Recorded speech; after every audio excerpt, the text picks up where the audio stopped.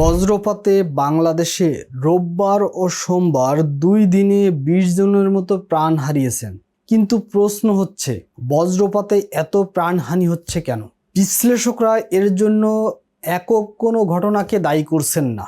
২০১৬ সালে বজ্রপাতকে প্রাকৃতিক দুর্যোগ হিসেবে ঘোষণা করার পর থেকে এটি নিয়ে মূলত সচেতনতা বাড়ানো হয়। তারপরও বজ্রপাতে প্রাণহানি বেড়েই চলেছে। বিশ্লেষকরা এর জন্য কয়েকটি কারণকে দায়ী করেছেন।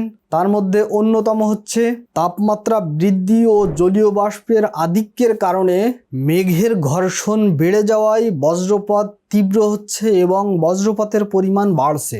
দ্বিতীয় কারণ হচ্ছে, আগে এক সময় গ্রামে প্রচুর বড় গাছপালা ছিল। তাল গাছ, নারকেল গাছ, বট গাছ ছিল, যেগুলো মূলত হচ্ছে বজ্রপাতের সময় আকর্ষণ করে এটি জমিনে নিয়ে শক্তি ক্ষয় করত। কিন্তু এই সব বড় গাছগুলো এখন না থাকায় বা কেটে ফেলার কারণে প্রাণহানির সংখ্যা দিন দিন বাড়ছে। বজ্রপাত বৃদ্ধির এখন অন্যতম আরেকটি কারণ হচ্ছে, কৃষকরা যখন ভূমিতে কাজ করেন তখন তাদের হাতে বা তাদের কাছে ধাতব যন্ত্র থাকে, যা সাধারণত বজ্রপাতে হওয়ার সময় বজ্রপাত এই সব ধাতব বস্তুর আকর্ষণে আকর্ষিত হয়। এছাড়া এখন বেশিরভাগ মানুষ মোবাইল ফোন ইউজ করে, সেটিও বজ্রপাতে প্রাণহানি বেশি হওয়ার অন্যতম কারণ। আরেকটি অন্যতম কারণ হচ্ছে, যেহেতু বজ্রপাত বেশিরভাগ হয় সন্ধ্যার ঠিক আগে বা বিকালের দিকে, তখন বেশিরভাগ মানুষ বাইরে থাকে।